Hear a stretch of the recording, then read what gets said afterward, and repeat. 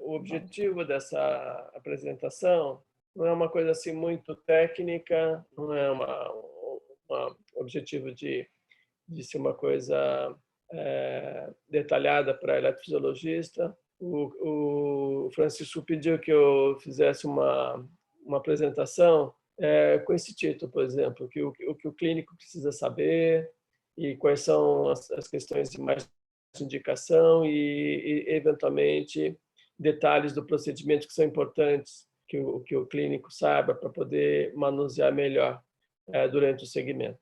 Tá? Então, óbvio que quem está falando aqui é um eletrofisiologista, minha visão é de intervencionista, mas a minha formação sempre foi clínica, né? Então eu tenho sempre uma percepção clínica. Meu objetivo sempre é agregar a intervenção naquilo que possa trazer benefício clínico para o paciente.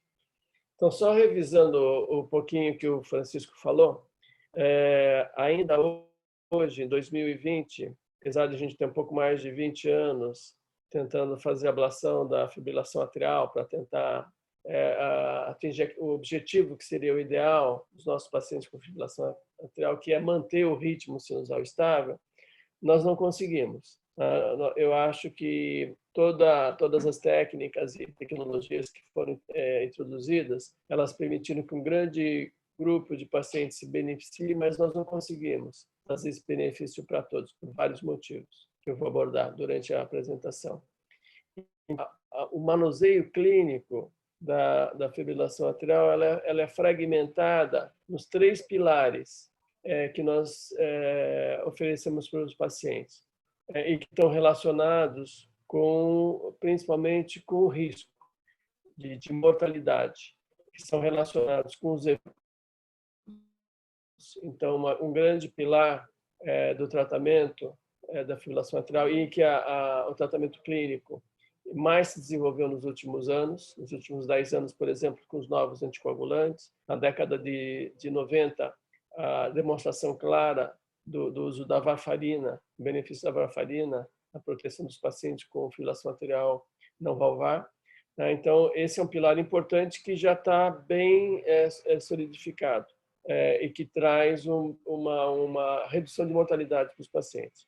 O segundo pilar é controlar a frequência cardíaca, que é um dos grandes problemas do paciente com fibrilação atrial.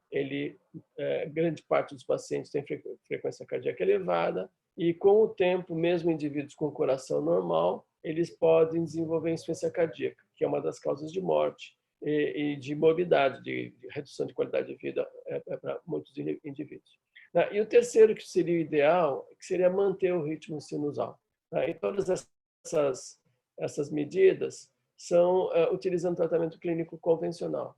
O grande problema do uso dos medicamentos para a manutenção do ritmo é que nos últimos, 20, 30 anos, nós não tivemos um avanço como nós tivemos na intervenção. As poucas drogas que foram desenvolvidas, que foram testadas clinicamente, tiveram uma ameaça de que a coisa iria trazer um benefício considerável, como foi a dronedarona, mas depois, no final, se percebeu que o benefício é muito restrito e não é muito diferente das drogas que nós temos em utilização. Então, nós temos, por enquanto, uma grande limitação no manuseio clínico para manutenção do ritmo sinusal. As drogas são as clássicas, tradicionais, e o Francisco já comentou. O que nós temos, numa segunda condição, é quando o tratamento clínico não é adequado, nesses pilares, nós temos as intervenções.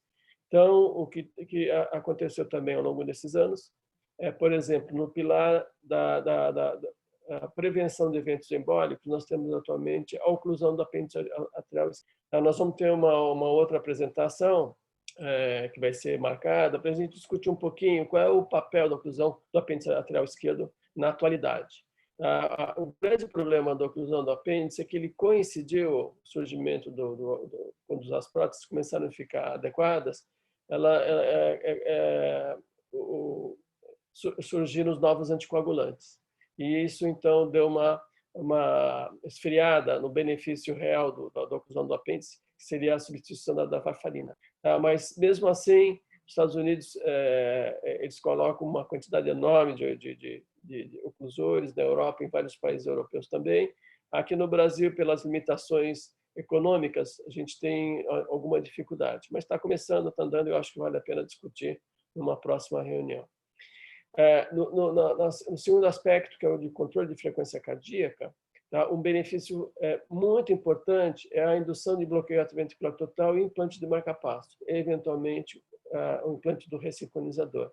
Esse tipo de estratégia é fundamental, é ótima, excelente em alguns perfis de pacientes, em particular aqueles que não toleram muito bem intervenções para manutenção do ritmo sinusal. São as pessoas mais idosas, mais frágeis, que não vale a pena você ficar com risco alto de recorrência ou de reintervenção. Então, alguns pacientes idosos que estão evoluindo muito desfavoravelmente não têm controle adequado da frequência cardíaca, a indução, aqueles com função ventricular preservada, DVT marca-passo, aqueles já com disfunção, o ressincronizador. Então, isso aqui é um assunto também bem interessante e traz um grande benefício para os pacientes. E, por último, então, que é o assunto da discussão, é a tentativa de manutenção do ritmo pela ablação da fibrilação atrial. Essa é uma estratégia relativamente nova, vem uma evolução progressiva nesses últimos 20 anos, e o objetivo da apresentação, então, é colocar no contexto clínico daquilo que nós aprendemos ao longo desses anos e como é que nós estamos caminhando com isso. Tá? Tem as recomendações aqui dos guidelines, olha, o tratamento clínico por cada um desses pilares é indicação 1A, para anticoagulação, controle de frequência e manutenção do ritmo sinusal com fármacos, 1B. Para oclusão do apêndice para intervenção, é 2P por várias limitações, 2A para a indução de bloqueio ventricular total e implante marca-passo, e já aqui vocês vão ver, para a ablação por catéter da fibrilação atrial, nós temos indicação 1A para FA paroxística, B para persistente. Isso pelas limitações que nós temos na manutenção do ritmo dos pacientes que são muito sintomáticos com as drogas antiarrítmicas. Bom, então, o que é que o clínico? São então alguns aspectos que eu separei que é importante o clínico saber. A primeira coisa é a seguinte, nós falamos em ablação por catéter, nós sempre começamos, quando a gente iniciou todo esse processo, a ablação ela se restringia a fazer uma calculação, a gente sempre tentou e tenta ainda nos vários mecanismos da arritmia, como é que funciona e quais são as estruturas envolvidas e onde é que está o ponto fraco. Para quê? Para a gente destruir, porque a ablação é uma destruição de tecido. Então, o objetivo é destruir o mínimo necessário para se conseguir controle da arritmia. E com a fibrilação atrial, quando se iniciou, foi a última arritmia que sofreu a possibilidade de intervenção, tanto cirúrgica como por catéter, porque nós tivemos muita dificuldade para reconhecer o mecanismo. E a primeira das várias formas de fibrilação atrial que nós conseguimos entender o mecanismo, e aí surgiu as técnicas que são aplicadas atualmente, foi pela observação do SHR, já há 22 anos, a publicação do New England, que eles fizeram, mostrando que a grande maioria dos pacientes que têm fibrilação atrial paroxística, aquela que se inicia em geral, paciente com coração estruturalmente normal, sem grande remodelamento das câmaras cardíacas, a fibrilação, o átrio é normal. Na verdade, ele fibrila em consequência de um deflagrador. Tem um foco que é muito rápido, muito intensa, e que esse foco provoca a desorganização do ritmo, que é a fibrilação atrial. Então, essa foi o primeiro grande achado que eles fizeram, a primeira descoberta. E a segunda, e que ajudou muito no tratamento atual, é que nos pacientes com essas características, a fase bem inicial da fibrilação atrial, com a preservação do tecido atrial, esses focos eles estão restritos em 90% a 95% das vezes dentro das veias pulmonares. Então, esse conjunto, essas duas informações que levaram ao início das técnicas e estratégias da ablação da fibrilação atrial, que foi inicialmente procurar esse foco dentro das veias e depois, com as limitações encontradas pela dificuldade de localizar aonde estavam esses focos e depois pelo risco de provocar estenose das veias pulmonares, a estratégia caminhou para o isolamento empírico das veias pulmonares, que é o que a gente faz hoje. Seguindo para as formas mais persistente prolongado, com o maior remodelamento do átrio, começam a surgir outros mecanismos de arritmia e outros focos, principalmente quando ela fica muito mais prolongada, tornando muito mais difícil o controle, mesmo com intervenção. Significa que nós temos que fazer lesões mais extensas por falta de um alvo muito claro e, em consequência, os resultados são muito piores. Por isso, a primeira informação importante é que os eletrofisiologistas sabem lidar muito bem, atualmente, com as pacientes com fibrilação atrial paroxística. Com persistente, vocês vão ver, os resultados são muito menores. Se você perguntar para cada eletrofisiologista como é que ele faz a ablação de fibrilação persistente, vocês vão que tem várias formas de tentar controlar, além de isolar as veias pulmonares. Já nos pacientes com fibrilação atrial paroxística, o objetivo é isolamento das veias pulmonares e procurar se esses pacientes têm algum foco ectópico que possa provocar as crises de arritmia. Essas são as duas estratégias que, basicamente, todos os eletrofisiologistas do mundo inteiro fazem atualmente. Tá? Então, essa é a primeira informação. Segundo, quais são as técnicas que são utilizadas atualmente? Isso é importante saber porque está sempre havendo uma progressão na evolução da estratégia, mesmo na técnica mais simples, que é de isolamento das veias pulmonares. Nós começamos, no início dos anos 2000, 98 até 2002, a gente fazia basicamente ablações. Isso aqui é um catéter, uma punção transeptal, a gente cauterizava dentro da veia. A partir de 2000 e 2002, a gente passou a usar esse catéter, o catéter laço, com o objetivo de identificar as bandas musculares do átrio que entram nas veias, para a gente fazer um isolamento, uma desconexão elétrica das veias pulmonares. Tá? Essa técnica é extremamente interessante, porque ela tem um endpoint muito claro. A gente, quando consegue isolar a veia, nós temos dados eletrológicos muito bem definidos, mostrando que a veia realmente ficou isolada.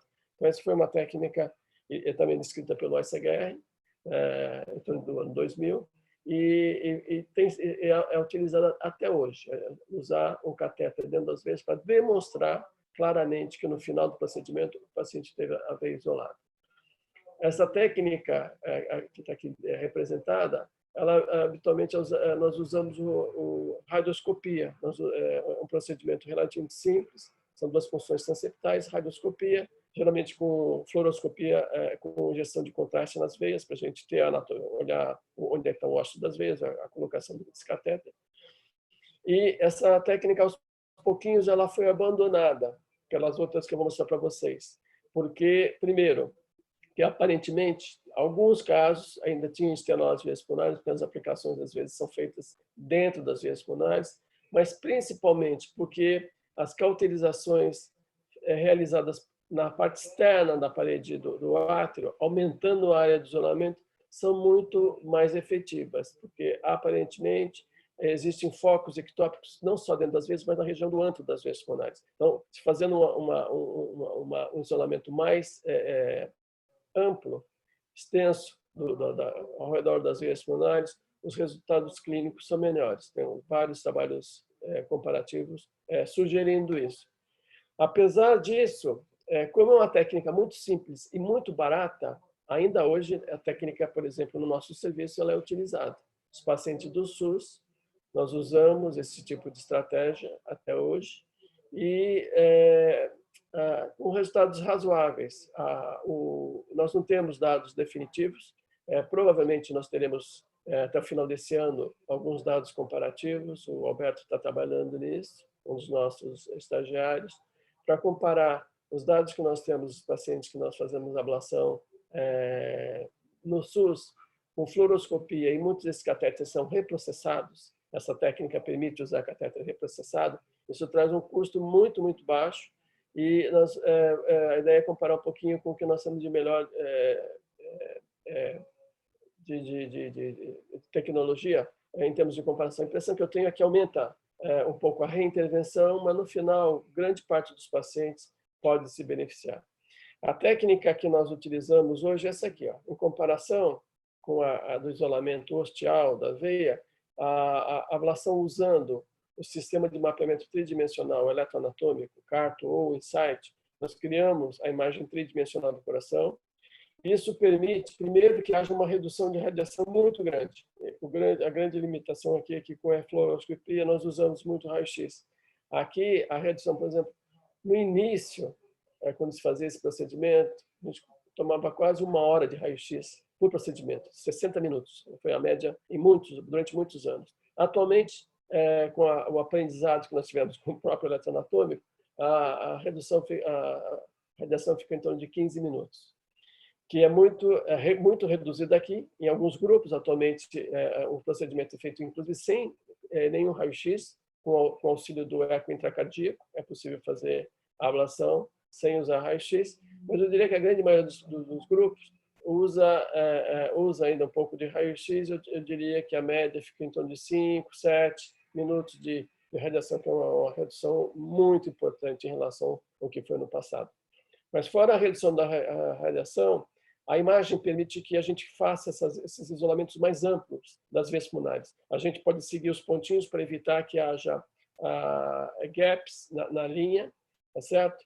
E o fato de ter essa visão tão clara, e principalmente com catéteres com sensor de contato, ela permitiu que o procedimento fosse feito com muito mais segurança, e inclusive o aprendizado dos nossos residentes ficou muito facilitado. Anteriormente, nós tínhamos uma certa resistência, uma preocupação de liberar o procedimento para os médicos que estavam se iniciando, porque a manipulação de catéter no átrio, e a manipulação a gente faz uma manipulação muito intensa durante um tempo prolongado, o risco de perfuração e tamponamento no início era muito alto. Com essa tecnologia de visualização da imagem e principalmente percebendo a força de contato do catéter, houve uma redução expressiva do risco de tamponamento, e nós podemos então seguir aquilo que o estagiário está fazendo. Então, o treinamento ficou muito facilitado, isso ampliou, estendeu muito a utilização do método de ablação ponto a ponto com radiofrequência. Aqui está o catéter com força de contato, que auxiliou muito nesse processo. Paralelamente a essas técnicas ponto a ponto de fazer isolamento, vocês veem que é uma coisa bastante braçal, né? Uma coisa que dá trabalho, você tem que criar uma linha. Na verdade, nós estamos criando uma linha de isolamento, fazendo pontinhos para fazer uma linha ou uma faixa de isolamento. Paralelamente, ao longo desses anos todos, uma série de tecnologias foram desenvolvidas para facilitar esse trabalho. E vários catéteres foram idealizados com esse objetivo. O catéter que seria o próprio catéter laço, ou catéter circular, onde a gente pudesse aplicar energia em todos os pontos ao mesmo tempo. Então, você faz uma aplicação como se fosse uma ferradura, que você queima o couro, você faz uma marca com os cowboys, ou ainda hoje é utilizada a marcação de gado. Você faz uma queimadura, uma coisa muito rápida. Apesar da ideia ser muito simples, na verdade, os resultados foram muito inconsistentes. Tá? Ao longo dos anos, foi muito difícil, até hoje, nenhuma tecnologia se mostrou eficaz. A mais utilizada, e que cada vez está perdendo força, é o chamado PIVAC, o método da Medtronic, onde se faz esse tipo de ablação, que é também um pouco mais ostial, e ela teve uma certa incidência maior de eventos embólicos nos pacientes quando comparado com outros sistemas. Então, aos pouquinhos, ela foi abandonada em vários centros, e em outros que ainda fazem, estão abandonando progressivamente e sendo substituída por algo que realmente teve uma transformação muito importante, que é a crioablação. É o mesmo processo de fazer uma lesão circular, com uma aplicação ou duas aplicações, um sistema que é bastante simples. No início, esses balões eram menorzinhos, eles entravam nas veias, porque a crioablação já é usada há mais de 15 anos. E geralmente os balões eram menores. E esses balões menores, houve uma série de problemas, inclusive com estenose das veias pulmonares, os resultados não eram tão satisfatórios. Mas depois que houve essa mudança para balões maiores, como esse tem 28 milímetros, e o congelamento de toda a face anterior do balão, antes era só o equador do balão que resfriava, então as lesões eram dentro das veias, agora você consegue fazer lesões, inclusive mais extensas, que simulam muito a ablação do ântro das veias pulmonares. Quando você pega um paciente que fez ablação desse tipo, com ponto a ponto, com mapeamento eletroanatômico, ou um paciente que fez com crio, numa reintervenção, se faz um mapa de voltagem, não dá para saber qual foi o método, porque a lesão da crioablação é tão extensa quanto. Então, são sistemas superponíveis. A vantagem eventual da crioablação, ela passou a ser muito prática, muito rápida, com objetivo exclusivo de isolamento das veias. Então, ela começou a ganhar em relação ao isolamento ponto a ponto, pela velocidade como se fazia o procedimento. Isso facilitou o treinamento, inclusive, de muitos médicos que antes tinham uma certa resistência de fazer o procedimento ponto a ponto, pela dificuldade de conseguir o isolamento perfeito. Com a crioablação, isso passou a ser muito mais fácil, tanto que ela ganhou uma grande projeção em vários centros, principalmente na Europa, e também atualmente nos Estados Unidos. Então, a crioablação cresceu muito. Isso foi muito importante, porque despertou a competição entre as empresas, e daí surgiu, então,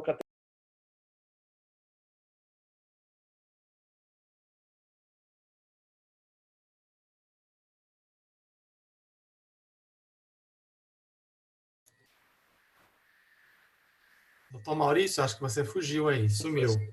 sumiu. Ou voltou? Você saiu um pouquinho aí, Não, Maurício. eu saí, o sistema caiu. Caiu, Não funcionou.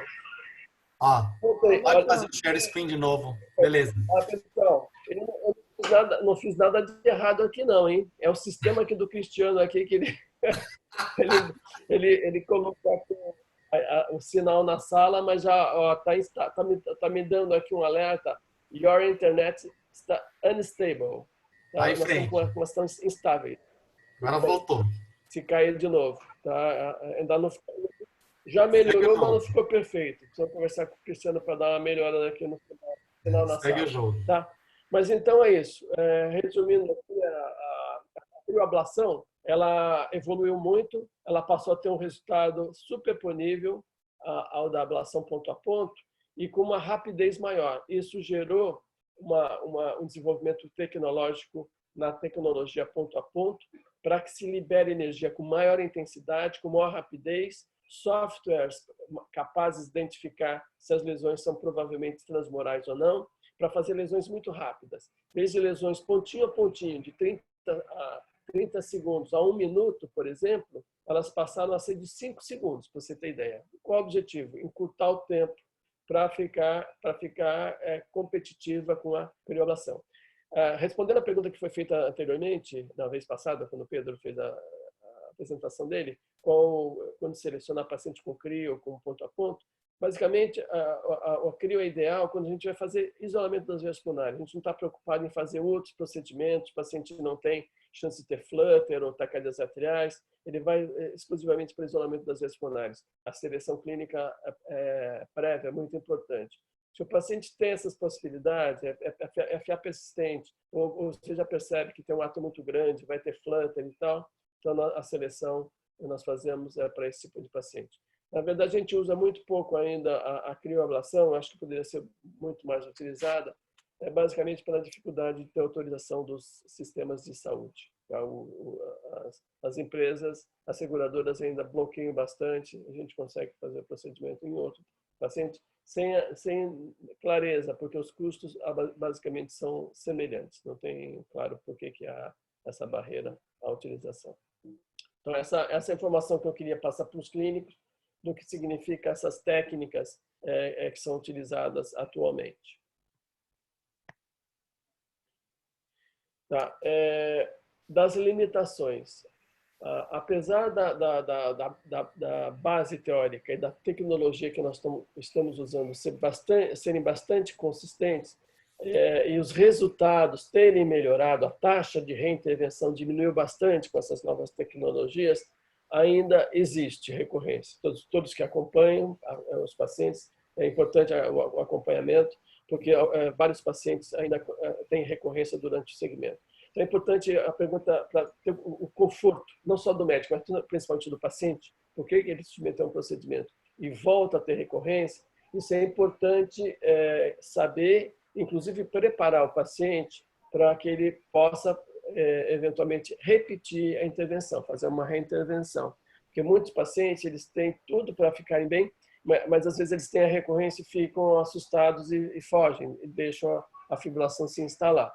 Tá? A principal causa de recorrência é a limitação de criar essas linhas transmurais, que elas fiquem, aquilo que se conseguiu, mesmo colocando um lacinho lá, mostrando que ela ficou isolada, é que haja cicatrização e que quando se termine o processo de cicatrização, essa região fique completamente isolada, o que não é simples. Grande parte dos pacientes, quando o processo de reparação se faz, um ou mais segmentos das lesões, o tecido regenera. Isso pode acontecer rapidamente nas primeiras semanas, nos primeiros meses, ou pode acontecer ao longo de vários anos. Eu tenho paciente depois de 10, 12 anos, os pacientes ficaram ótimos, eles voltam com recorrência. Até a gente imagina, mas isso é a evolução da doença, o ato cresceu? Não.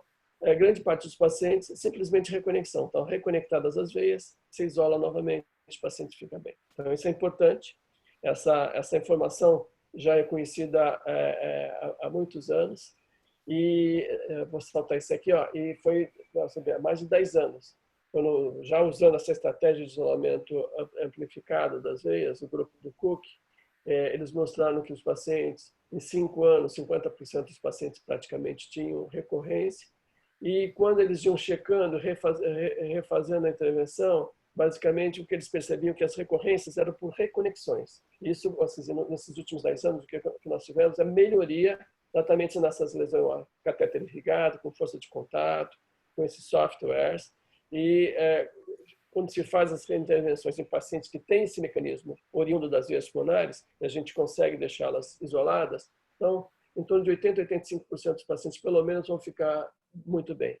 10%, 15%, 20% dos pacientes, eventualmente, continuam, porque alguns a gente não consegue manter o isolamento definitivamente por problemas anatômicos de alguns pacientes e, eventualmente, porque alguns pacientes têm focos ectópicos em outras regiões. Então, muitos pacientes continuam a ter alguns eventos. Mas, no cômputo geral, quando a gente compara, esse é um aspecto que tem sido divulgado mais recentemente, se você avaliar simplesmente a curva livre de recorrência, se o paciente teve um evento, teve uma fibrilação atrial, ele entra aqui. Mas se você for ver a quantidade de eventos que o paciente tinha antes da ablação e após o procedimento, há uma queda muito importante. Então, o burden de eventos, ele cai muito com a ablação. Então, em geral, os pacientes que são bem selecionados, com um perfil clínico favorável, eles têm uma evolução clínica bastante boa e tem um benefício da intervenção que é significativo. Tá? Então, e aqui foi nesse estudo do grupo do Cook, em torno de 10 anos, ficou muito claro que as recorrências elas se devem basicamente por perda de isolamento das linhas. Tá? E como a gente faz essas linhas, tá? Tanto o paciente pode voltar a ter fibrilação atrial, quando os espaços são muito grandes, a descarga que sai dentro das veias é muito intensa e consegue fibrilar o átrio. Mas muitas vezes não, são gaps pequenos, ou mais do que um gap, e muitos dos pacientes que fazem essas ablações mais extensas, mais antrais, eles deixam de ter fibrilação atrial para terem taquicardias atriais. Então, é muito comum vocês, quando analisam os pacientes, pegam o eletro da recorrência, e percebem que, na verdade, o paciente não tem mais a fibrilação atrial, ele passa a ter flutter atrial, taquicardias atriais, e essas taquicardias, muitas vezes, elas são piores do que a fibrilação. porque a fibrilação atrial, em geral, a frequência cardíaca é mais fácil de controlar. Também a frequência média é mais baixa. O paciente inflama a taquicardia atrial, muitas vezes a taquicardia é mais alta. Então, alguns pacientes reclamam que antes eles tinham uma arritmia que era não tão desconfortável e depois da ablação passam a ter recorrências muito mais desconfortáveis, que são esses flateiros atrás. Esses pacientes devem, então, deve-se recomendar uma reintervenção, porque o mecanismo basicamente é esse. É retocar, reforçar, e os pacientes têm grande chance de se recuperarem. Tá? Então, essa era um outro aspecto que eu queria mostrar para vocês. Com essa evolução da tecnologia, principalmente com o catéter, com a imagem eletroanatômica, a força de contato, alguns autores, alguns grupos começaram, como Natália, aqui já em 14, começou a mostrar uma taxa de repetição de 5%, isso para nós parece ainda não real, a taxa de reintervenção é maior, fica em torno de 20% dentro do primeiro ano. Alguns grupos, como esse aqui, esse grupo da Bélgica, usando um software que avalia a corzinha da bolinha, mostra qual a energia que foi utilizada e se ela atingiu um índice com a probabilidade muito elevada de ser uma lesão definitiva. Então, esse tipo de software, com esse tipo de software, esse grupo está mostrando também, vocês vejam aqui, taxa de recorrência em um ano extremamente baixa, comparado com o uso do eletroanatômico, força de contato, catéter irrigado, que é em torno de 80%, que eu acho que a maior parte dos grupos está por aqui. Nós não temos a nossa estatística, também tem um dos estagiários está fazendo um levantamento da nossa estatística com essa tecnologia para saber como é que nós estamos. Eu acho que não deve estar nesse nível, está um pouco mais baixo ainda. Depois a Anaí, não sei se ela tem alguma informação, pode fazer comentário lá em Portugal como é que a coisa está. Mas o fato é que houve claramente, todos nós, embora não tenhamos assim dados sólidos dos resultados, eu acho que cada grupo tem que ter seus dados para poder elaborar e aperfeiçoar aquilo que está fazendo. A sensação é de que realmente houve uma redução muito grande de reconexão das veias. Os pacientes, quando voltam para a reintervenção, é muito comum que as veias sejam todas isoladas. A gente tem que procurar algum outro foco ectópico, algum outro mecanismo de arritmia que seja responsável por isso. Ok, então, com esse tipo de informação, as recomendações foram aumentando tanto que os pacientes que têm fibrilação atrial paroxística, que tem uma condição muito favorável para a ablação, né, e que já tem perseguido toda essa sequência, já tentou usar pelo menos uma droga antiarrítmica e continua sintomático, a ablação por catéter é classe 1, tá certo? Ele já pode, já tem uma recomendação formal, porque os estudos comparativos, droga antiarrítmica versus ablação por catéter, sempre mostra a superioridade da ablação por catéter. Não pela excelência da ablação por catéter, mas principalmente pelas limitações que as drogas antiarrítmicas têm. Já tem alguns estudos mostrando que, como o benefício da droga é limitado, o paciente pode optar, quando ficar claro que as recorrências estão frequentes, o paciente já não quer mais fazer pill in the pocket, porque a frequência é alta, ou ele passa mal, tem que ir para o hospital para reverter, ele vai ter que tomar a decisão. Se toma medicação antiarrítmica regular ou faz a intervenção, essa opção de fazer a intervenção já como primeira opção, já tem uma recomendação pelos guidelines desde 2014, classe 2A. Tá? Agora, o que a gente não pode recomendar é o indivíduo que vai fazer a ablação para tirar o anticoagulante. Porque a gente ainda não tem, embora existem vários estudos sugerindo que os pacientes que fazem a ablação por catéter ao longo do tempo, eles têm uma incidência menor de eventos embólicos, a gente não tem estudos fortes suficientes para justificar a suspensão, principalmente os pacientes com Charles alto muito elevado e com alto risco de recorrência. Porque, apesar dos pacientes terem uma incidência muito menor de fibrilação atrial. Alguns, vocês percebem, que têm recorrência, e muitos pacientes tornam-se assintomáticos. Então, existe um risco inerente de apresentarem eventos embólicos se não tiverem protegidos. Então, essa é uma recomendação ainda que se mantém.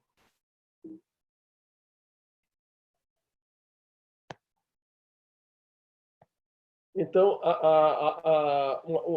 uma outra informação que eu acho que é muito importante para os clínicos em relação à progressão da fibrilação atrial. Né? Nós já sabemos que a fibrilação atrial, com o tempo, o paciente vai tendo recorrências, o átrio vai remodelando, principalmente se ele tem comorbidades, hipertensão, diabetes, sobrepeso, apneia do sono, tudo que os clínicos fazem para ajudar a evitar essa evolução, mas o paciente vai ficando mais velho, a fibrilação ela vai se repetindo e ele pode entrar nessa fase.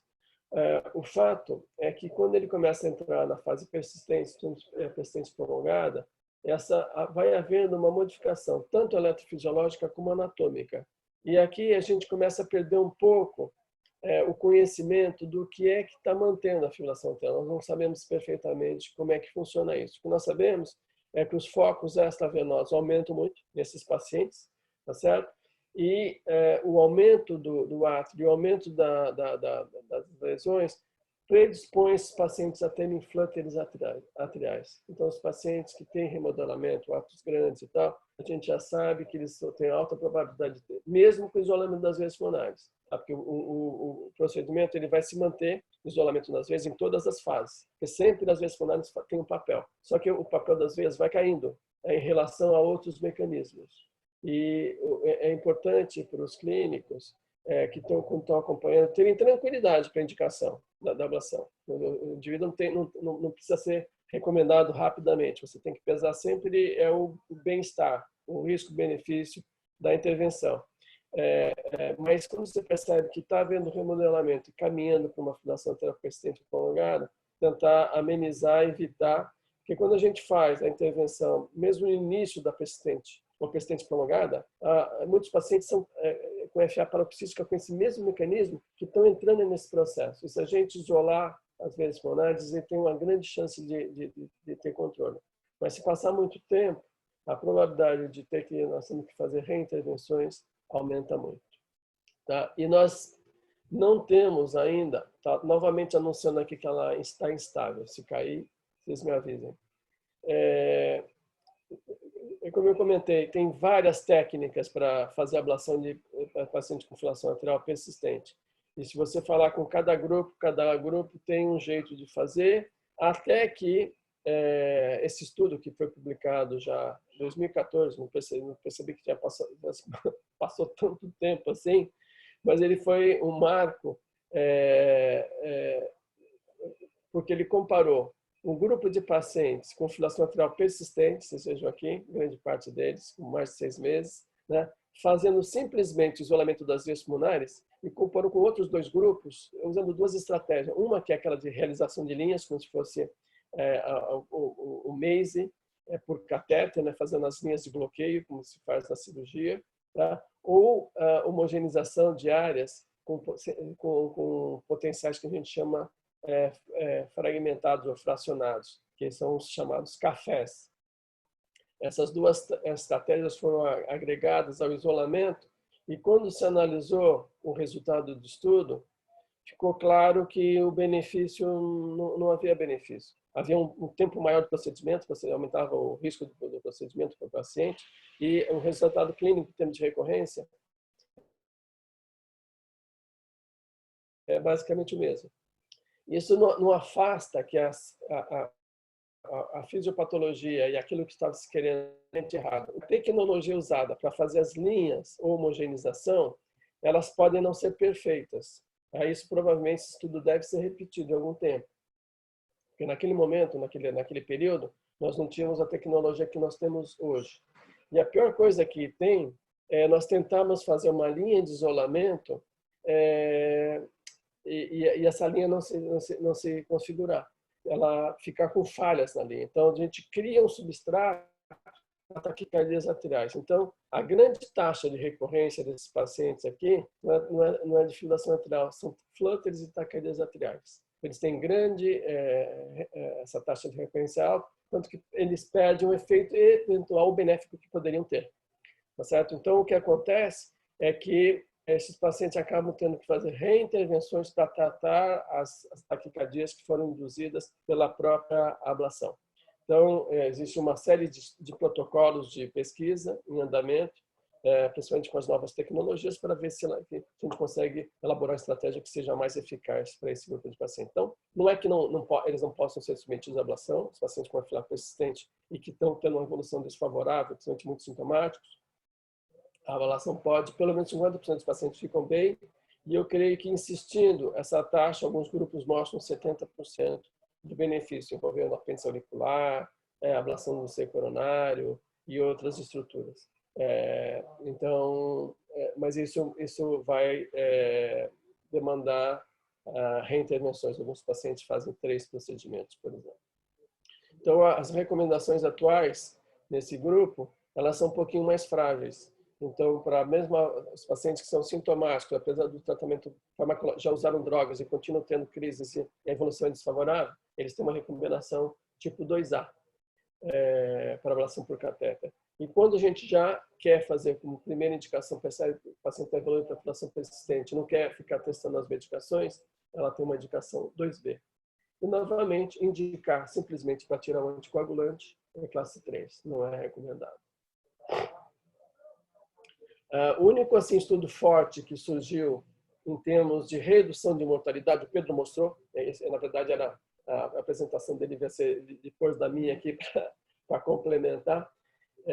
O Cabana ele vinha com essa coisa forte de tentar mostrar o benefício de redução de mortalidade e teve toda aquela dificuldade que ele mostrou, embora os dados mostrem o benefício da ablação por catéter, mas são dados que levam a alguns aspectos contraditórios. E existe ainda uma grande discussão, principalmente porque aquilo que eles colocaram como objetivo secundário é o objetivo primário da maior parte dos estudos, por exemplo, o próprio Castle-AF, que foi um estudo desenhado para aquele grupo que realmente pode se beneficiar mais, são os pacientes que têm maior mortalidade, são os que têm insuficiência cardíaca. Então, o grupo do Marrouche, ele fez um estudo usando esse tipo de paciente, em que a mortalidade é muito maior, então é mais fácil, com um número menor de pacientes você consegue mostrar a diferença. E um grupo que tem desfibriladores implantados, então ele podia monitorar claramente se os pacientes tinham recorrência ou não. Ele randomizou um grupo para tratamento clínico, com controle de ritmo ou de frequência, versus outro grupo com ablação por catéter. A primeira limitação que a gente percebe é que foi um grupo, para juntar esses pacientes aqui, acho que mais de 2.000 pacientes foram avaliados. Então, é um grupo muito bem selecionado, que foi submetido à ablação. E por grupos que trabalharam, muito experientes. Então, fazer ablação de fibrilação atrial com um procedimento relativamente grande em paciente com insuficiência cardíaca é algo perigoso. Então, tem que o transporte dessa informação, generalização, tem que tomar muito cuidado. Mas o fato é que grupos experientes, selecionando bem os pacientes, eles conseguiram mostrar um benefício de redução de mortalidade ou de hospitalização, que foi o endpoint secundário do próprio Cabana. O benefício da mortalidade ele aparece depois de 3 anos, vocês veem, aparece ao longo do tempo. Já a internação em insuficiência cardíaca, já logo no primeiro ano, após 6 meses, os pacientes já se beneficiam. A pergunta que fica aqui nesse estudo, que provavelmente outros estudos vão tentar reproduzir, tem 2 grupos de pacientes que têm fibrilação atrial que desenvolvem insuficiência cardíaca. O primeiro é aquele que claramente a gente sabe que se beneficia, que é um paciente que tem frequência cardíaca elevada e acaba desenvolvendo um ataque cardiomiopatia e insuficiência cardíaca. Esse o tratamento realmente é espetacular. A dúvida que fica são aqueles pacientes que já têm alguma cardiopatia estrutural, tem uma cardiopatia dilatada, insuficiência cardíaca, e têm agregado a fibrilação atrial, tá certo? E que muitas vezes a fibrilação atrial, inclusive, está com frequência cardíaca razoavelmente controlada. Né? Então, será que a intervenção traz benefícios para esse grupo? Aqui, aparentemente, seria esse grupo, mas da dúvida. não está muito claro no perfil desses pacientes. Então, eu creio que estudos futuros aqui vão tentar clarear um pouquinho o real benefício desses pacientes. Então, para finalizar, só as últimas recomendações com esses últimos trabalhos, nessa última revisão dos guidelines 2017, então, pacientes com insuficiência cardíaca já passaram a receber recomendação classe 2A. Pacientes idosos acima de 75 anos, tem vários pequenos estudos mostrando que o benefício é similar, embora haja um pouquinho aumento de complicações nos pacientes idosos, se eles forem submetidos a procedimentos com grupos experientes, os resultados são superponíveis, então pacientes idosos podem se beneficiar se eles estiverem sintomáticos, qualidade de vida comprometida.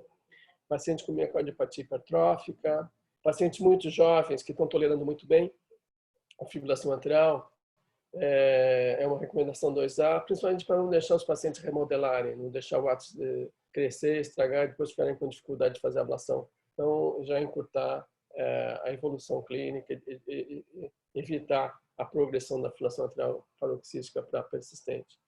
Pacientes que têm bradicardia, síndrome taquibrade, com pausas e eventualmente síncope, que era muito comum se indicar primeiro marcapasso e pronto, deixa o paciente com marcapasso, dá droga e deixa.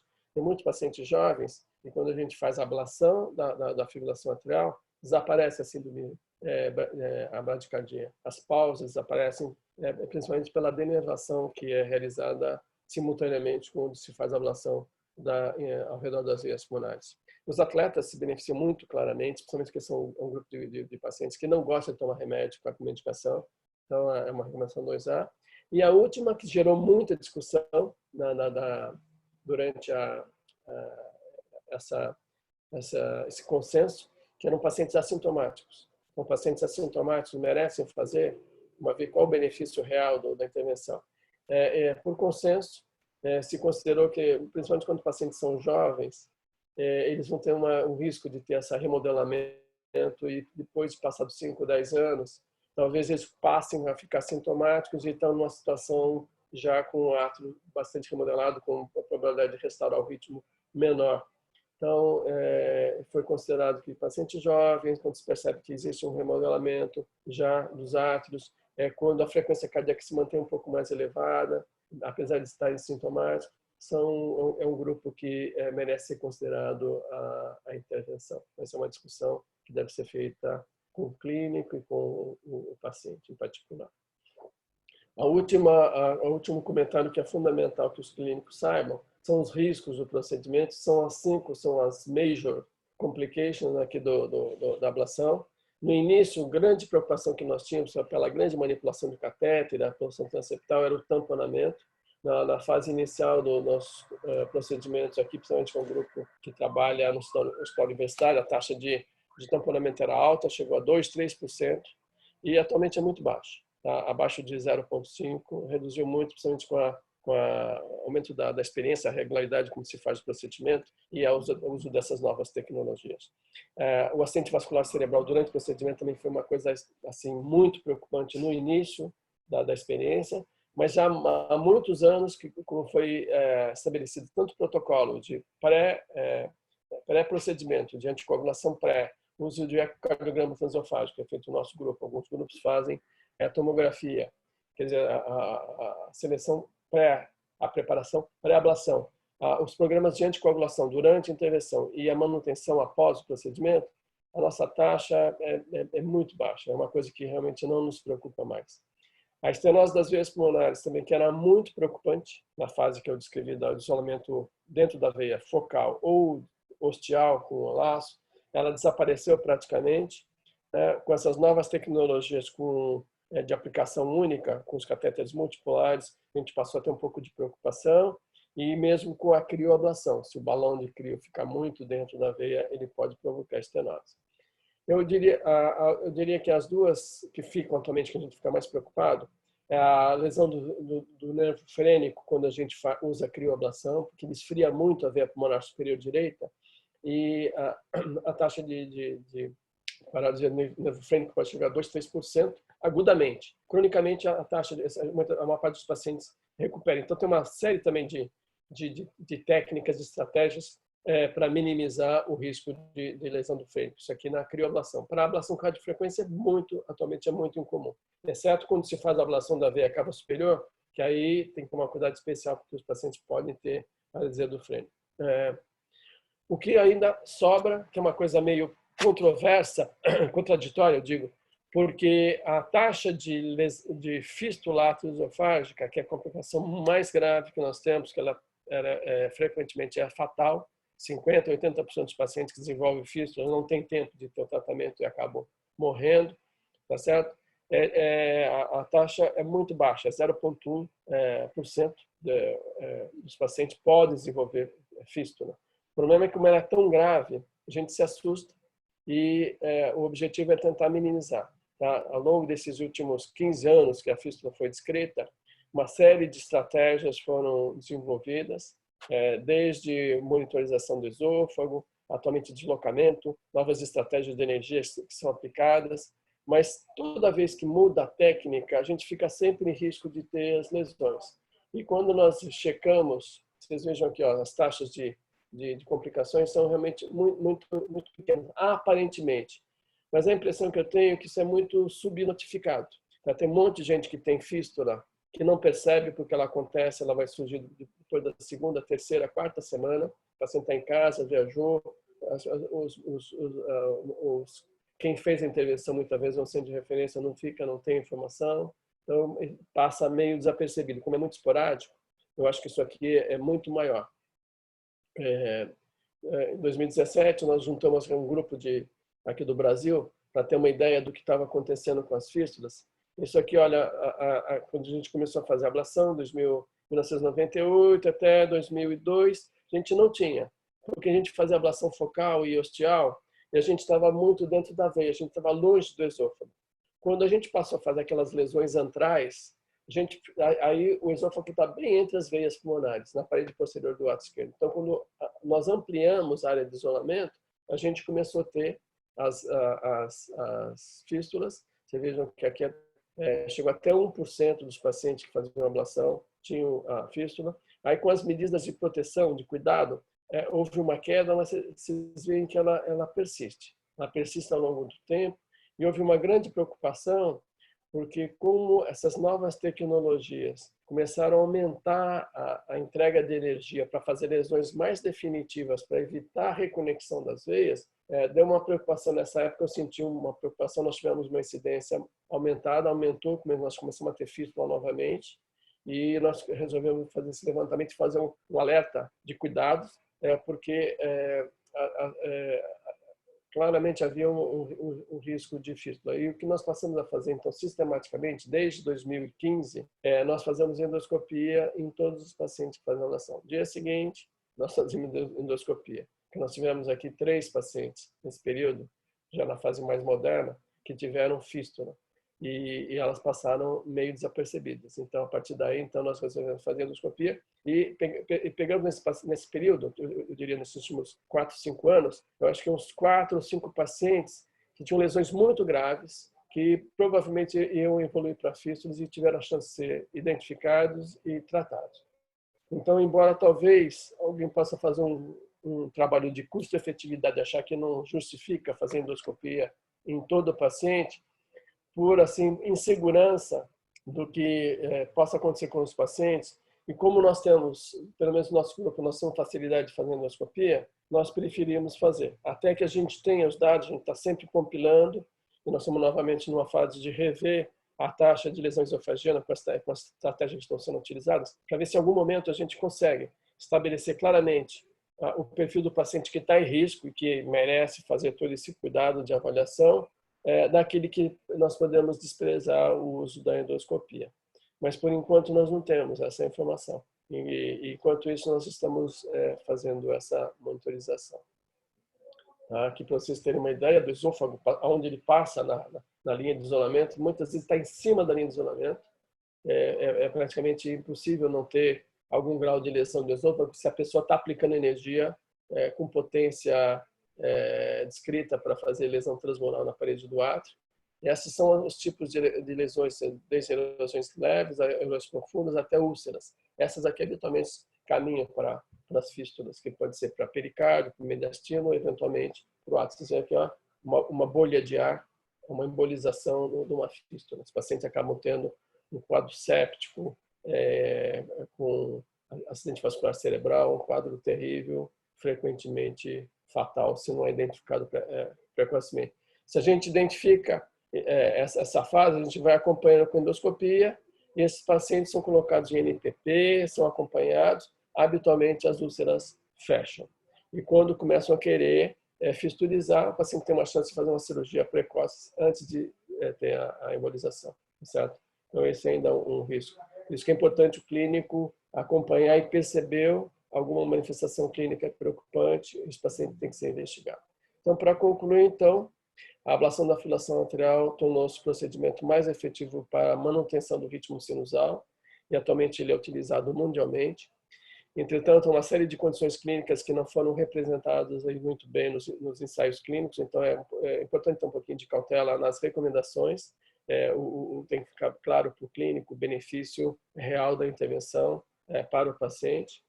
As técnicas de ablação, de filação arterial, elas continuam ainda em evolução, embora a gente já tenha dados muito consistentes para perfis específicos de pacientes, essa evolução continua com o objetivo basicamente de reduzir essas recorrências, tentar diminuir o tempo de execução do procedimento e tornar cada vez mais o procedimento mais seguro. E a atenção no manuseio clínico deve ser tomada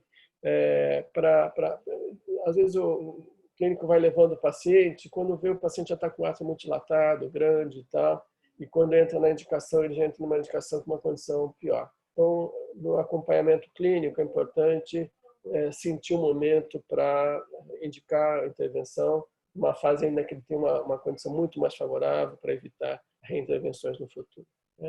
Então era isso. Obrigado para todos que acompanharam a apresentação.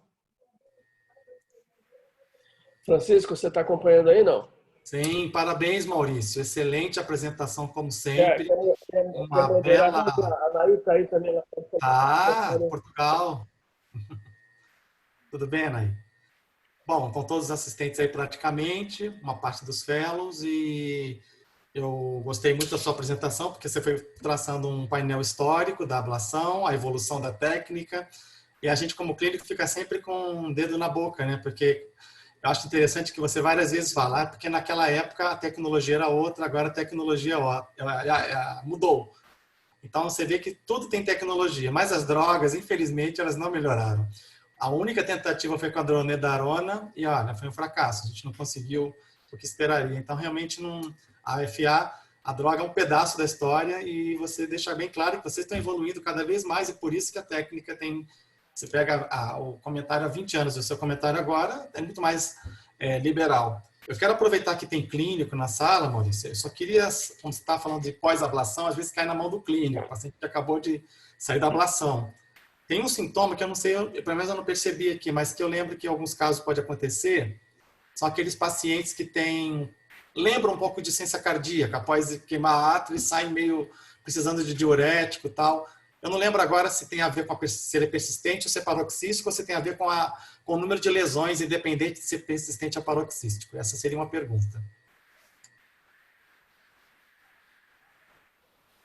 Sim, essa é uma síndrome que surgiu principalmente quando nós passamos a fazer lesões mais extensas. Quando saiu da lesão ostial das veias pulmonares, passou para o átrio, tecido atrial, então a lesão é maior, grande parte do átrio é envolvido, então tem um edema do átrio e o átrio fica mais rígido. Tá? Acontece em duas situações. Às vezes, quando o átrio é bem pequenininho, normal, como a área de isolamento envolve grande parte do átrio, alguns pacientes com coração bem normal, eles têm esse desconforto. Geralmente, no segundo para o terceiro dia é um pico, tá? Até o quarto dia.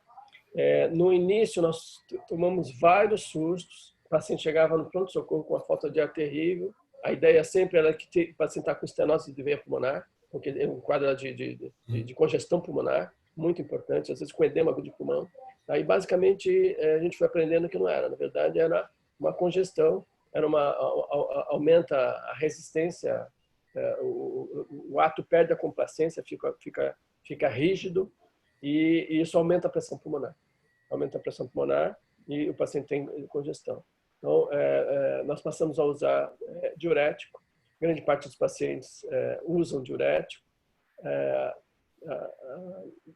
Nós usamos sistematicamente durante um grande período. Agora, de vez em quando, na alta, alguns dos nossos clientes começaram a reduzir o diurético ou tirar. Eu prefiro manter diurético 2 ou 3 dias, porque não dá para prever. Eu diria que uns 10% dos pacientes têm manifestações mais importantes.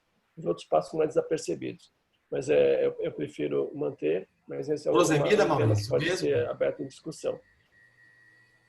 Furosemida, um comprimido por dia, de 3 a 5 dias. Essa é a recomendação. Os pacientes que têm fibrilação atrial persistente, como a área de isolamento é maior, frequentemente se fazem outras linhas, a agressão é mais intensa ainda. Então, os pacientes com fibrilação atrial persistente, com valvopatia mitral, esses pacientes em geral, esses eu sempre deixo com diurético, né?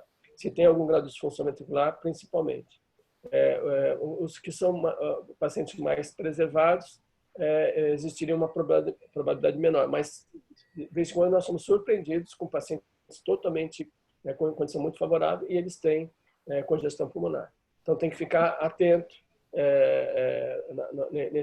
nessa orientação. Por isso que habitualmente, quando os pacientes vêm de fora, por exemplo, a gente recebe pacientes que vêm de outras capitais, de outras cidades do interior, nós pedimos os pacientes ficarem aqui em São Paulo pelo menos os primeiros 5 dias, exatamente para identificar a pior coisa que tem é o paciente ter alta, ele tem alta no dia seguinte, chega 2, 3 dias e começa a passar mal, vai para o pronto-socorro e coisa e tal, tá? Eu já tive notícias graves, o paciente teve edema agudo após a ablação e morreu, já soube, assim, coisas anedóticas. Mas eu imaginei que provavelmente tinha sido um caso desse, que não foi identificado, porque eu tive outros casos de congestão muito importantes e que tiveram que ir para a emergência mesmo. Então, esses primeiros dias é bom deixar o paciente mais próximo, não deixar o paciente afastado, porque ele pode precisar de uma internação.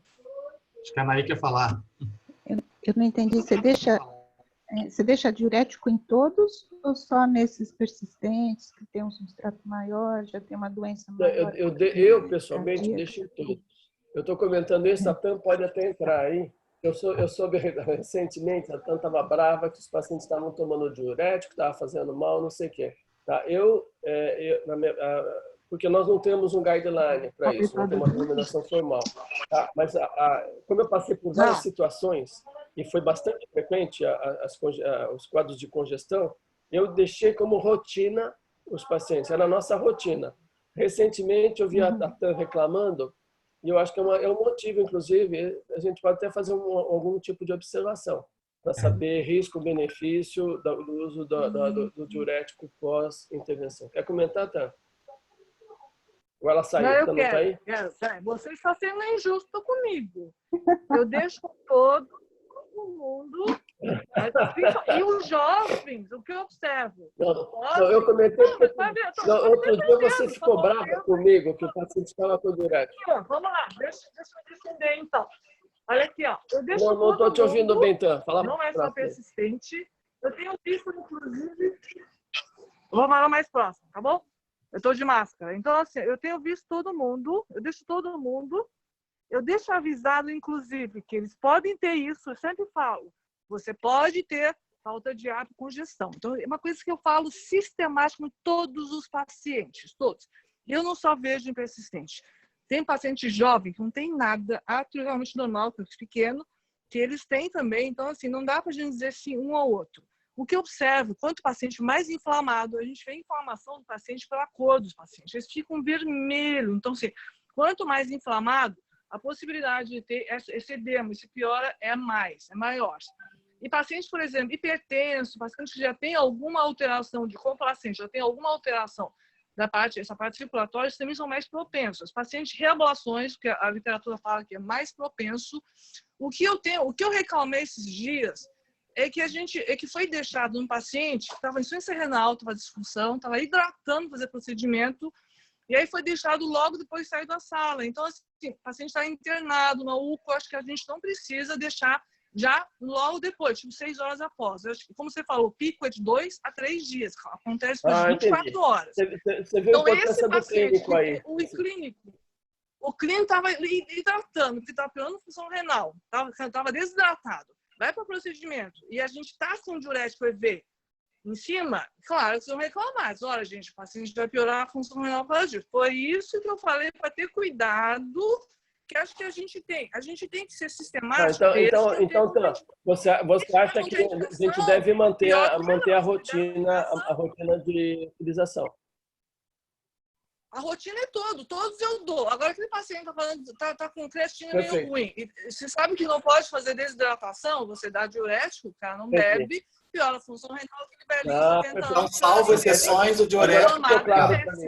Eu fiquei um pouco inseguro. Inclusive, assim, ó, eu dou dose de 20 miligramas para aquele, a grande maioria, que não tem cardiopatia, não tem nada, aviso. Olha, você está tomando diurético por isso. Qualquer coisa, eu deixo meu celular. Se você piorar, a gente aumenta a dose. Qualquer dispneia. E aquele paciente hipertenso, toma muita medicação, que já estava tomando diurético, a gente sabe que o átrio grande, aquele paciente com fibrose, eu deixo 40 por uma semana, inclusive. Não é nem 3 a 5 dias. Então, acho que cada caso, a gente sabe disso. Cada caso, a gente foi vendo os casos, quase vejo todo dia uma pós-avaliação. Então, fui vendo e eu aprendi um pouquinho, talvez, manejar. E eu falo para o paciente sabe, qualquer coisa me liga. Ó, tô com falta de ar, tomando pinch, aumenta, vem para cá. Então, não é bem assim, não. Eu sou meio sistemático diurético. Eu já reclamei que não dão lá fora do Incor, para você. Ah, tá bom. Não, e aquela declaração é paciente que aclarar um pouco mais. Não, Perfeito. pelo amor de Deus. Anaí, qual a experiência de vocês aí? O que eu acho, doutor Maurício, é que quando a gente dá 20 para o paciente que não usa, ele urina baldes. Então, eu concordo com essa dose baixa da TAM, porque realmente já tivemos também situações de hipotensão postural pós-procedimento, porque são 2 dias de jejum prolongado, né? O dia que ele faz ablação e o dia que ele fica em jejum para fazer a endoscopia. Então, na logística, às vezes, só 20 miligramas de diurético, realmente eu tenho essa sensação de que o paciente urina muito. E aí eu tomaria mais cuidado só por conta desses 2 dias de jejum muito prolongado, né? E quando o clínico realmente está do lado e tem experiência no pós-ablação, eu acho que a gente não pode deixar a mesma congestão acontecer, dando para fazer a critério mesmo. Deixa de rotina, porém vai reavaliando, né? Eu não dou no primeiro dia. No primeiro dia, vocês acham que justifica um estudo clínico comparativo? Eu acho. Acho que seria muito legal. Aproveitar. Você viu que eu joguei essa discussão, ó. Eu percebi que isso estava acontecendo. Falei, deixa eu jogar essa discussão. E a Anaí está tentando falar lá de Portugal também, coitada. Vocês interromperam, ela está tentando falar. Anaí, vocês usam diurético aí? Como é a percepção? Não, eu estou adorando essas reuniões porque eu acho que eu tenho muito que aprender. Você, o Maurício, me conhece, os outros não. Eu não sou arritmologista, nunca fui numa sala, não sei nada disso. Eu sou cardiologista, vim para Portugal e acompanho os doentes com o Pedro há muito tempo. Aqui, o nosso serviço é só do pessoal de intervenção, então eu estou quase que sozinha nessa coisa de acompanhar os pacientes. E o que eu vejo é que existe muito pouca estandardização para nós aqui, que é o que eu tenho feito nesses 2 últimos anos. Infelizmente, eu só pego os doentes pós-ablação. Todos eles agora têm sistematicamente passado por mim. E o diurético nunca usamos de forma sistemática. Isso eu já vou falar com o Pedro, a gente vai conversar sobre isso. Mas eles todos vêm com queixa de cansaço. Eu estava nas primeiras semanas super cansado, não sei o quê. Aí eu falo, bom, é isso mesmo, isso que já passou, né? O que eu vou falar? Devemos ter dado diurético, não demos. Então, pelo que eu vejo, eu faço mais ou menos, é que números é muito diferente daqui para aí, né? Mas eu faço eu tenho umas 30 consultas por semana de pós-ablação. É isso que eu faço. Não sei se, acho que perto do INCOR é tudo pequeno, mas... Não, você faz bastante. No SUS da gente, a gente não faz tanto assim. Não, Anaí, os procedimentos que vocês fazem aí são bastante parecidos com o que nós fazemos. É bastante equilibrado. Ah, é? Poxa, achei que fazíamos menos. Eu acho, Ani, ó, eu acho que assim, a gente não vai pegar muito. A taxa, mais ou menos, que eu observo, é uns 30% dos pacientes realmente estão mais sintomáticos. A maioria é um cansacinho que passa, mesmo não tenha remédio. Por isso que eu deixo 20, porque realmente a grande maioria talvez vai sentir um pouco mais de hipotensão, pior, a gente que é hipotenso, não toma remédio, a gente que é normal, às vezes sente um pouco de ruim.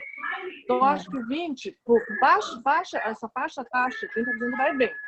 Mas o problema é que se a gente se afasta, se a gente não se sente confortável de te ligar e calma sentir mal, a gente com esse 20, a gente consegue dar uma seguradinha nesses que vão ter uma coisa mais leve. O grave, um ou outro, a gente sabe que vai ter. Tinha um paciente, acho que poucos pacientes que eu tive, um tinha CIA, então ele ficou aqui, já teve um deu mais grave, mas são poucos que realmente precisam de dose maior de EV. A gente tem 1 ou 2 por ano que começa a ter, e quando? Depois de 24 horas. As primeiras 24 realmente não tem. Essa é uma coisa. E também existe outra, acho que falou da congestão precoce, a gente tem também da parte clínica, a congestão tardia. Tem um paciente que permanece com o síndrome do átrio esquerdo rígido. Então, eles não melhoram, eles ficam, eu tinha uma paciente com 1 mês fazendo derrame pleural, fazendo congestão, e ainda ficou com pressão pulmonar alta, mesmo depois de 1 mês de seguimento. Então, tem alguns pacientes que ficam com mais fibrose e eles vão ter esse átrio rígido mais tempo. Isso já não é transitório, como a gente na maioria quer na semana. Então, tem alguns que ficam com o átrio doente por mais tempo. Então, são duas formas que a gente pode ver de congestão precoce e a mais crônica, que são os pacientes que ficam realmente com cicatriz, que tem mais cicatriz, mais doente pode ter. Eu acho que é interessante. Eu acho que o estudo é interessante. O problema e tem uma terceira forma. A variabilidade de paciente, né? O tipo de tem. E tem uma terceira forma que é bem inflamatória, como se fosse uma síndrome pós-pericardiotomia, com derrame pleural. Já tive paciente que teve derrame peritoneal. Assim, não é comum, mas eu já vi esse tipo de manifestação. Mas eu acho interessante essa discussão. A gente pode tentar organizar algum tipo de observação e tomada de decisão. Só para complementar o comentário da Lu, que os pacientes ficam em jejum e tal, mas o procedimento, quando é usado a ablação com radiofrequência, esses catéteres irrigados, os pacientes tomam bastante volume na sala. Além do que o anestesista habitualmente dá, os pacientes recebem no mínimo 1 litro, 1,5 litro de soro durante o procedimento. Então, eles são super hidratados ali também. Então, tanto que a gente achava que poderia ser hiperidratação da intervenção uma das causas, e que talvez a crioablação, como não usa isso, pudesse não ter o mesmo processo. Eu tinha muito interesse de saber o que acontece com a crioablação, que eu não vi ainda nenhuma descrição clara com a crio, mas a impressão que eu tenho é que deve ter. Como a gente teve muito poucos casos de crioablação, não deu para ter uma ideia a respeito disso, mas é uma observação que pode ser feita também futuramente. Olá, cheguei agora. O jejum, posso só falar mais uma coisinha? Deixa eu só aproveitar. O que o Maurício falou, pode? Não, porque eu vi hoje de manhã... Tem o jejum, tem o jejum dia anterior, o eco... Não, só para dizer do jejum, porque realmente tem. Tem o jejum dia anterior do eco esofágico, é que eles ficam sem comer mesmo. Eles reclamam, eu falo para eles que spa, porque ficam no dia anterior sem comer, para fazer o eco esofágico à tarde. Então, você imagina o dia inteiro sem comer o que fez, vai ter embora sua janta e ficar em jejum de novo o procedimento.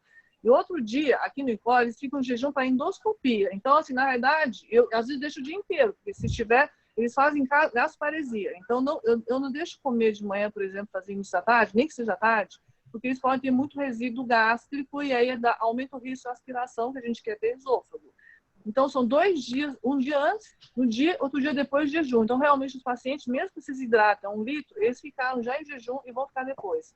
Então, é mais uma questão também, essa parte de volemia, que eu acho que os primeiros 3 dias é um pouquinho, tem esses fatores mesmo colocando, né? Só para dar uma informação que o Dr. Maurício comentou, eu vi agora de manhã a apresentação do American College do Persistent AF, CRY, ou alguma coisa assim, o estudo de ablação de FA persistente usando o CRIO. E o estudo é meio estranho, foi apresentado no American College esse ano, e eles compararam complicação com radiofrequência, mas o resultado não comparou com radiofrequência. Eu achei meio... não entendi direito. Mas eles compararam, então, uma das complicações escritas era inflamação e não teve diferença. Teve uma pericardite, acho que teve derrame pericárdico e acho que foi pericardite e congestão, alguma coisa assim. Não teve diferença, foi uma em cada grupo com 200 pacientes. O trabalho do Hawkins, lá da Hopkins. Com relação a essa congestão, um dos mecanismos que eu me lembro que eu li no passado, e depois ficou, que eu acho que faz todo sentido, não sei se o Dr. Maurício falou, é que e realmente os pacientes melhoram muito com diurético quando faz congestão, é que fazendo essa destruição do tecido atrial, ele destrói o hormônio natriurético, ele secreta menos hormônio natriurético. E os pacientes falam mesmo, com todo o volume que recebe, eles falam que fica com a urina concentrada e invariavelmente o paciente fica 1 quilo e pouco acima do... Então, eu acho que faz todo sentido esse mecanismo da natriurese, tá? Pela lesão atrial, e por isso que responde a diurético. Embora, assim, eu realmente, eu cheguei no fim, então estou só dando, não acompanhei quase a aula, embora eu conheça essa aula do Dr. Maurício. Eu não uso diurético para todos, porque eu já tive também paciente que, e não sei se é esse o assunto que a Tânia estava falando do jejum, vozinho, coisa que a gente dá diurético, o paciente sincopa, faz hipotensão. Então, eu acho que o diurético para todos não, mas eu acho que para muitos pacientes, sim, vale a pena usar o diurético. Eu acho que tem que individualizar, não é para todos. Eu já tive... Me lembro, o dia eu fiz uma ablação de FA, e eu estava no Jogo do Brasil aqui da Copa América, estava dentro do estádio de futebol, e aí ligaram que a paciente tinha sincopado, estava hipotensa, puta, tamponou, né? Aí eco de urgência, coisa por telefone, eco de urgência, coisa era só desidratação. Aí eu falei com o clínico dela, o clínico conseguiu ir lá, e era só hipovolemia. Não tinha derrame, a paciente tinha piorado funcional, e eu tinha, como era vozinha FA persistente, eu deixei com diurético, me arrependi, uma coreana, a avó. Então, Vocês veem que a referência do Cristiano é sempre futebol, né? Sim. Posso fazer Tava no estádio de futebol, olha que As estresse. perguntas, espera aí, tá? Aí quer fazer mais Mais perguntas. algum aspecto clínico que você quer levantar? Fala. Eu queria aproveitar, porque é difícil eu conseguir falar com um ser da mesma espécie, sabe? Os clínicos, essas coisas. Então, desculpe a insistência, mas é assim, vocês estavam falando que vocês fazem endoscopia logo no primeiro dia, que a gente não faz. Nós tivemos caso difícil, o Pedro quase ficou maluco com isso, e o que a gente faz agora é um spa prolongado. O pobre do doente fica comendo só papinha, a comida não muito quente nem muito fria, e tomando 40 miligramas de pantoprazol 2 vezes por dia. E assim estamos indo. Então é um spa legal, porque eles chegam na minha consulta e eles adoram, porque eu já deixo comer, se não tem nenhum sintoma, voltam a comer normal. Então eu sou heroína deles nesse aspecto. Eu até quando, agora que é uma coisa pessoal, os meus 2 cunhados fizeram a ablação de FA com o Maurício agora há pouco tempo. E quando eu soube que eles fizeram a endoscopia, eu falei para o meu marido, algum problema deu para o Maurício pedir, porque ele está achando que teve alguma coisa. Eu falei, só faltava ele ter fístula no primeiro, né? Quando pediu no segundo, eu já entendi que era uma coisa de rotina, mas, enfim, só para dar esse feedback para vocês. Eu gostaria muito de saber, não sei se há tempo para isso, porque eu já almocei, vocês não, né? Se há tempo para isso, mas para a gente falar um pouquinho da anticoagulação e de drogas antiarrítmicas no pós-ablação. Muito obrigada. Perfeito, era a minha pergunta também, estava aqui, guardadinha, perfeita. Aproveitar que tem clínico. Exato. Já que é para polemizar, né? Eu Quem tem a opinião? O que você vai falar? A minha é assim. como eu falei, eu comecei Então, eu sempre achei que esse tema do manuseio clínico pós-ablação está completamente aberto.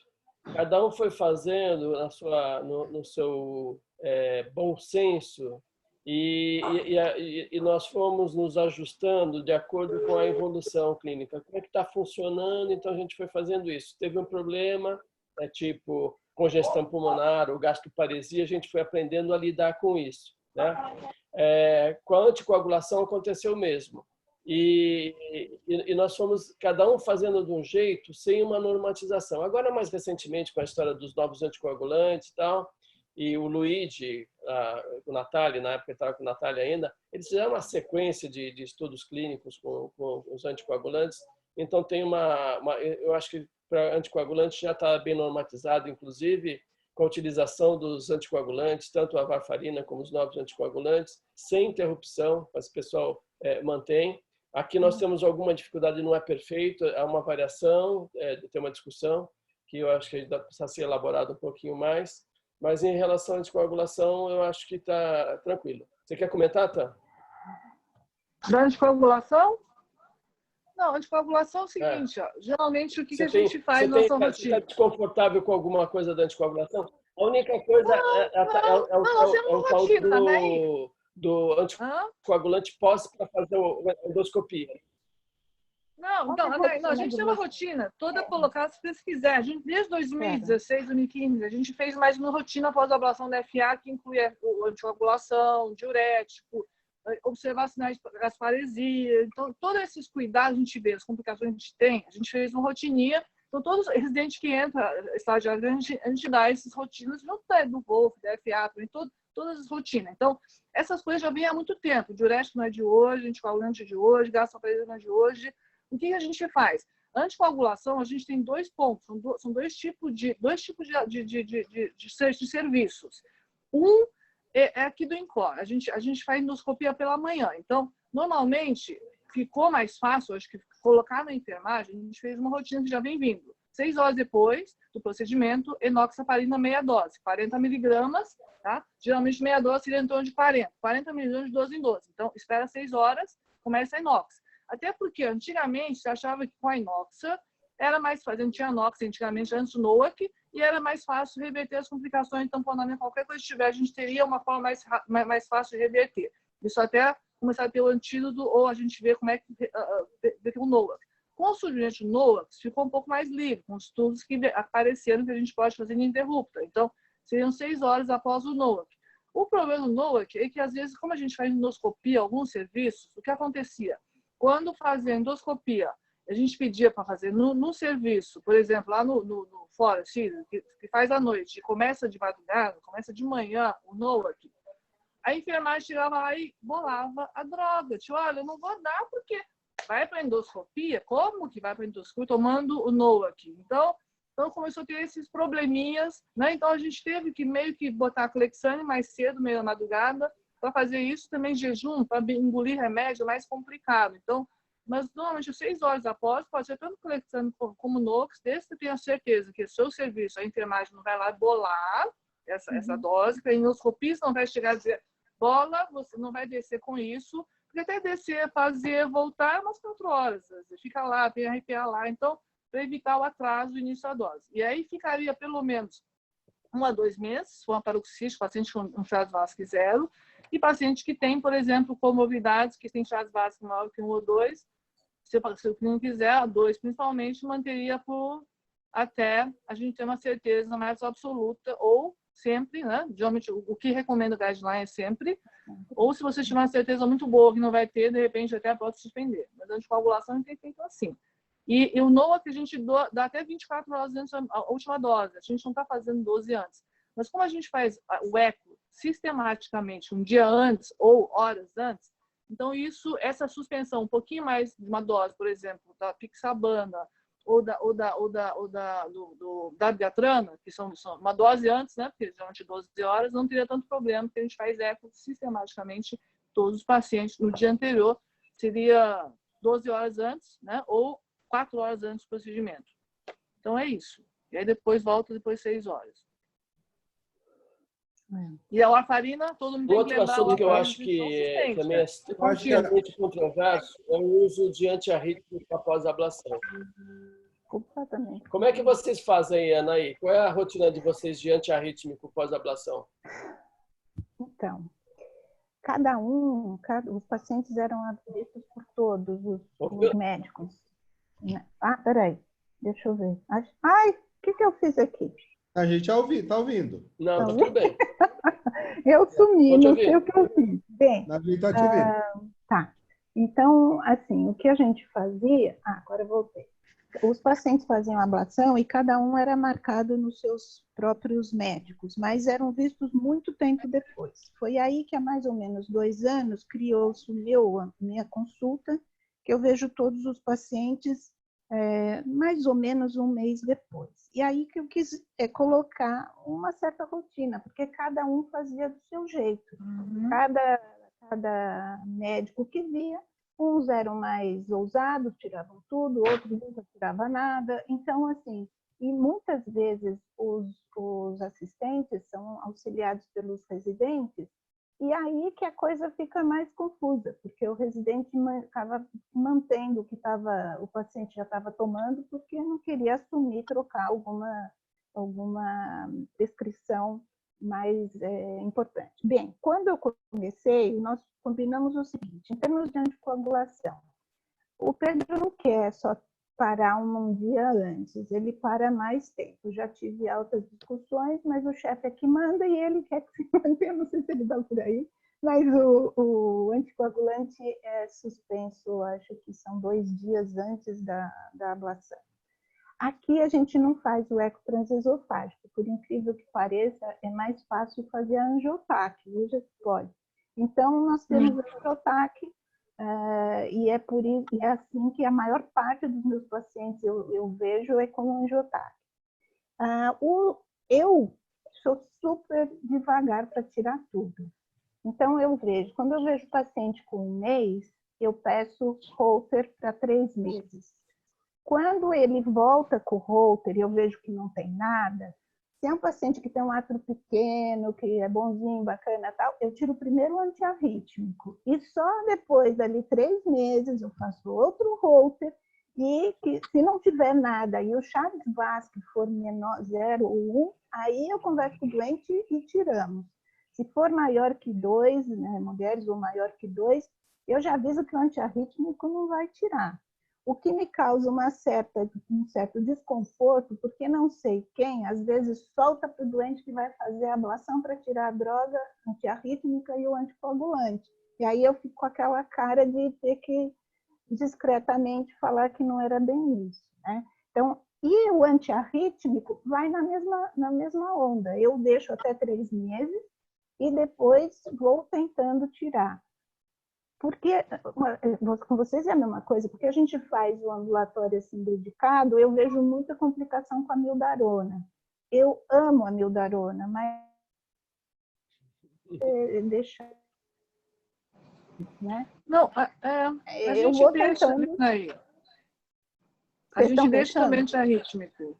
A gente sai com antiarrítmico, faz todos, tá? Pelo menos, é que tem paciente que é muito reativa paroxística, que é aquele jovem que tem, sei lá, crises 2 vezes, 3 vezes por mês, 1 vez, 2, 3 vezes por ano. Esse, eu acho que a gente é até um pouco mais liberal. A gente não espera 3 meses, não. A gente faz Holter 1 mês, no primeiro mês. O Blank realmente é 3 meses, sabe disso. O Blank é melhor 3 meses esperar. Mas esse paciente que é muito Chagas Vaz 0, tem mais paroxística, cara muito jovem, né? Então, às vezes, 1 mês, 2 meses, tá, vamos tirar, porque mesmo que tenha crise, vai ser uma outra, não tem tanto problema. E passa aquela fase, a fase de 30 dias de maior inflamação, que a gente sabe que, na verdade, a própria inflamação pode gerar mais exercício, mais arritmia, que não vai perdurar mais para frente. Então, por 1 mês, nesses caras muito tranquilos, 1 ou 2 meses, a gente tira, às vezes, quando o cara é muito um ponto de cá. O cara que está mais persistente, o cara que realmente tem mais episódios muito frequentes, se você fizer um Holter e está com muita palpitação, algum sintoma, deixaria. Aí sim, 1 mês, deixa. Está com palpitação, está com muita arritmia, está com muito exercício, o cara que tem mais persistente, deixa mais tempo. 3 meses, vamos rever o outro Holter. Melhorou, o cara está mais ou menos. Aquele intermediário, talvez já pensar em tirar o antiarrítmico O anticoagulante aí depende de Chasbasque, depende do Holter também. Holter está cheio de episódios curtos. Não vou tirar, vou dar mais tempo. E aí, depois de 3 meses, nos 6 meses, a gente tenta ver de novo. Então, nossa rotina de Holter é 1 mês, 3 meses, 6 meses, pelo menos no primeiro ano, cada 3 meses. Então, a gente vai meio que acompanhando sintoma com o Holter para ajustando os remédios. Também não é assim, todo mundo tira. Essa é a minha rotina, né? Essa é a minha rotina, mas infelizmente eu não consigo fazer o Holter certinho. Falta Holter para gente, né? Não deveria faltar, mas falta. Então, dos meus pacientes, eu acho que a maior parte eu começo a mildarona mesmo no 3 meses, eu não tiro. Se eu for tirar, eu vou devagarzinho, eu passo para meio comprimido por dia, depois 5 vezes por semana. Eu não tenho pressa mesmo, né? Não, depende do caso. Cada caso eu vou sentindo. Isso me irrita um pouco, porque cada congresso que eu vou, eu pergunto para todos que dão palestra, nunca ninguém faz um protocolo igual ao outro. É impressionante.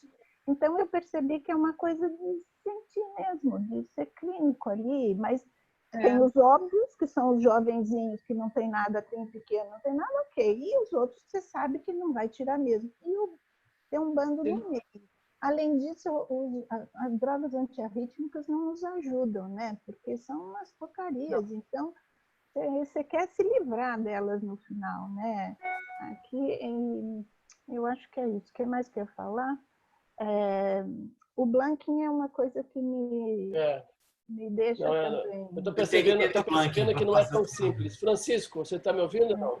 Eu estou aqui só tentando espaço. Vale a pena fazermos uma... Vale a pena fazermos um tipo de estudo, de acompanhamento, para tentar definir o papel de cada uma dessas coisas?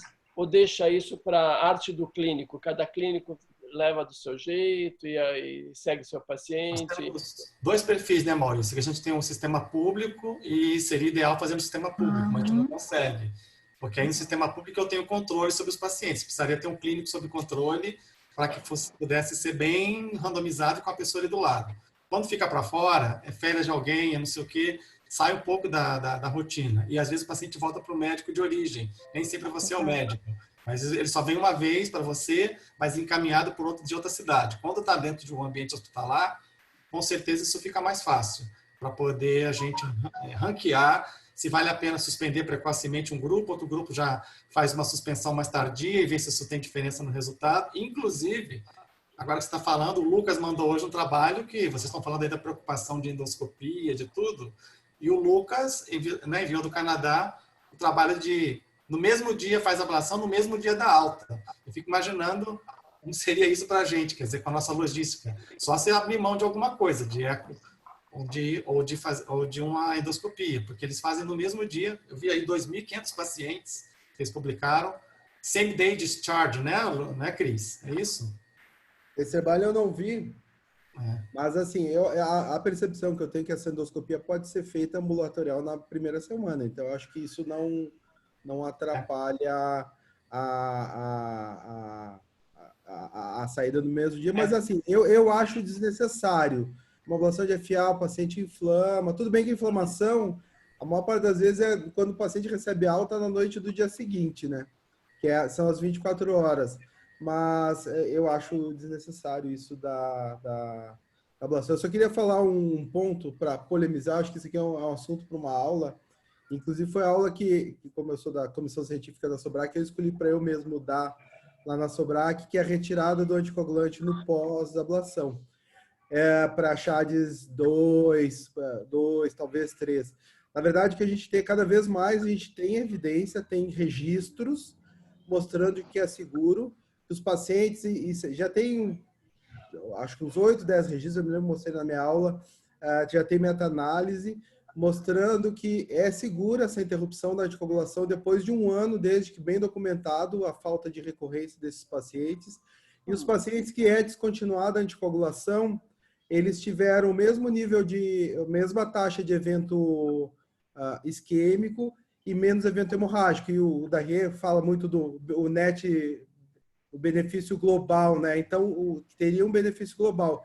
É óbvio que são estudos, são registros Acho que o maior tem 400, 500 pacientes. Na verdade, a resposta, eu até achei que pudesse vir no Cabana, porque no desenho inicial teria um braço do grupo ablação para randomizar para interromper a anticoagulação, mas não veio.